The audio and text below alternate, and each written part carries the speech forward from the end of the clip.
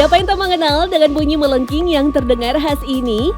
Suara mirip siulan ini memang menjadi pertanda kedatangan penjual jajanan tradisional yang sudah ditunggu para penggemarnya. Kue putu. Ya, kudapan jadul yang satu ini bisa kita temui menjelang malam bahkan hingga dini hari.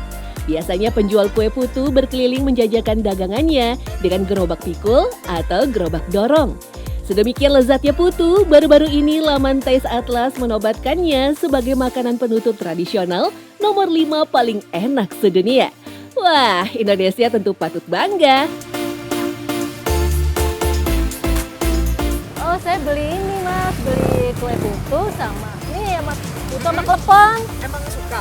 Suka banget saya. Apa sih kok suka? Karena tuh selain dia walaupun tradisional, tapi itu rasanya manis, legit. Selama ini dianggap sebagai kudapan murah dan sederhana, ternyata dua kue ini bukanlah makanan sembarangan. Konon nama kue putu berasal dari kata puton yang artinya bulat dan melingkar.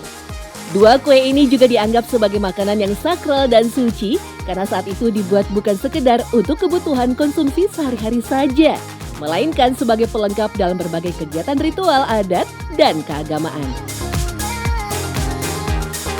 Jadi makan klepon atau putu itu lebih dimaknai sebagai rasa spiritual yang harus bisa dirasakan ketika orang sudah sampai paripurna ya, menghayati spiritual gitu.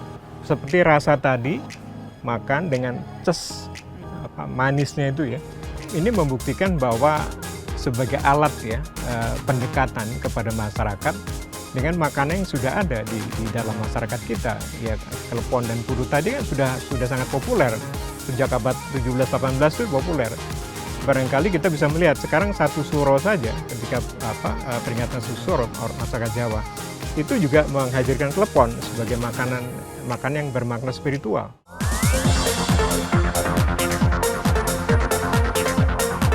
Tetapi meski putu dan klepon diyakini berasal dan berkembang di Pulau Jawa, beberapa pendapat menyebut kue jadul ini adalah hasil perpaduan dari dua budaya, yaitu Jawa dan Cina. Memang dalam satu catatan adalah Laksamana Cheng Ho yang memperkenalkan putu ke Nusantara. Pasalnya kue ini diabadikan di China Silk Museum dan telah ada sejak 1200 tahun lalu, tepatnya pada era dinasti Ming. Di Cina sendiri, putu disebut sebagai Xianro Xianglong yang berarti kue dari tepung beras. Tetapi pada awalnya, putu ala Tionghoa sendiri memakai isian pasta kacang hijau yang memberikan sensasi lembut pada kue ini. Putu itu dari ada akulturasinya ya, dan sebenarnya tapi udah ada di Serat Centini gitu sebenarnya di tahun 1814.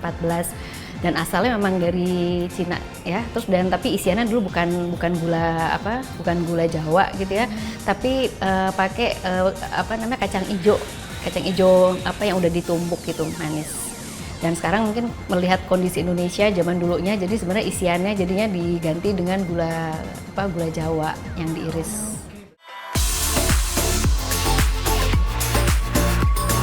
Meski begitu, cara memasak putu di masa lampau masihlah sama sampai sekarang, yakni memakai cetakan bambu. Sementara itu, suara khas dari putu berasal dari uap yang keluar dari celah kecil cetakan bambu. Setelah dikenal masyarakat Nusantara, kue ini pun menjadi salah satu favorit di tanah air. Dalam Serat Centini disebutkan, kue putu sendiri menjadi sajian wajib setelah sholat subuh. Sementara itu, klepon sendiri diyakini tercipta setelah putu membaur dalam kebudayaan Nusantara. Memakai isian gula merah serta ditabur parutan kelapa, identitas kedua kue ini memang sangatlah Nusantara. Perbedaannya hanya pada tepung pembuatnya. Jika putu memakai tepung beras, klepon menggunakan tapioka yang memiliki sensasi lebih kenyal.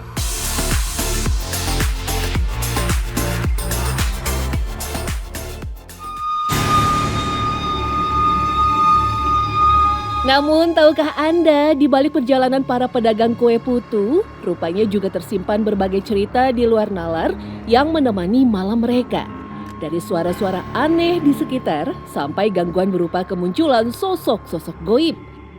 Salah satunya adalah Heri, pria asli Brebes, Jawa Tengah, yang biasa berjualan di sekitar kota Bogor. Setelah menjajakan putu klepon selama 13 tahun, tak terhitung lagi pengalaman mistis yang dialami pria 35 tahun ini.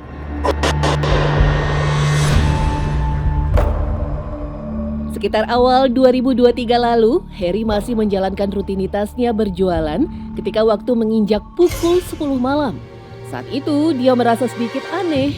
Pasalnya perumahan yang biasa dia putari tampak lebih sepi dari biasanya. Saat melintas di antara lorong rumah warga, tiba-tiba Heri dikejutkan dengan suara orang yang memanggilnya. Tak berpikir macam-macam, Heri merasa senang karena masih ada yang membeli kue putunya. Tempat di gang sepi, posisinya ada yang manggil, jadi bang putu, tinggal teriak, orang nggak kelihatan, cuman dengar suaranya doang. Ya udah aku samperin, kirain bener itu orang mau beli. Tetapi Heri tak kunjung menemukan calon pembelinya. Beberapa saat dia hanya terpaku dan mencoba menerka apa yang terjadi. Sampai akhirnya kehadiran tetangga rumah tersebut membuka kesadaran Heri. Kan itu rumah kosong, Bang. Siapa yang beli? Masa sih? Iya.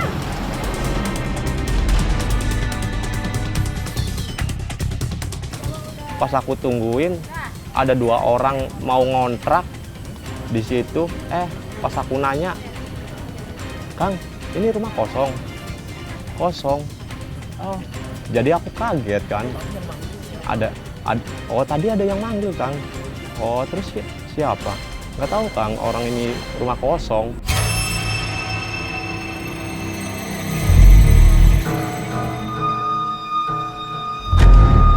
Kejadian mistis yang dialami Heri tak berhenti sampai di situ. Ketika akhirnya memutuskan pulang, lagi-lagi Heri diganggu sosok goib yang bahkan membuat pikulannya terasa berat seolah sedang ditumpangi.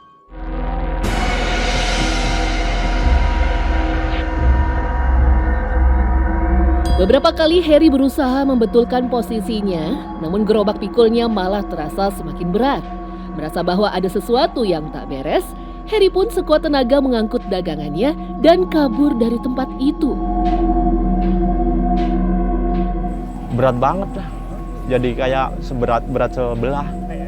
Iya, pas aku taruh ke tempat yang terang, aku samperin, dicari-cari nggak ada orang.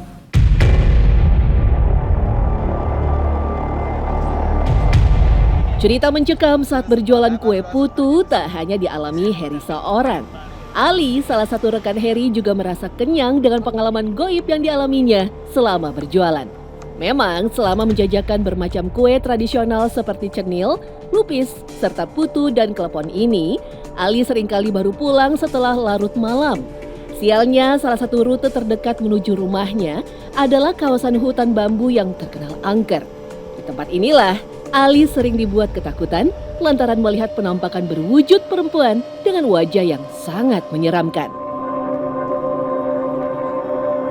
Waktu itu pas hujan-hujan kan, pas pulang jualan, sekitar jam 1-an, lewat pohon bambu. Waktu itu pas lewat pohon bambu tuh ada sosok sekelebatan putih juga. Bukan saya aja sih yang pernah nemu juga, itu si kakak. Malah kalau si kakak lebih parah, dia sampai dijegat, sampai ketawa-ketawa gitu. Kayaknya sosok-sosok perempuan gitu, putih. Terus rambutnya panjang juga.